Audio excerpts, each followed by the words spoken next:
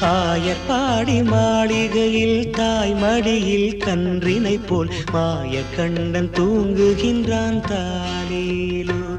அவன் வாய் நிறைய மண்ணை உண்டு மண்டலத்தை காட்டிய பின் ஓய்வெடுத்து தூங்குகின்றான் ஆராரோ.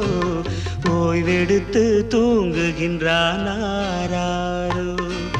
ஆயர்பாடி மாளிகையில் தாய் மடியில் கன்றினை போல் மாயக்கண்ணன் தூங்குகின்றான் தாலேலோ.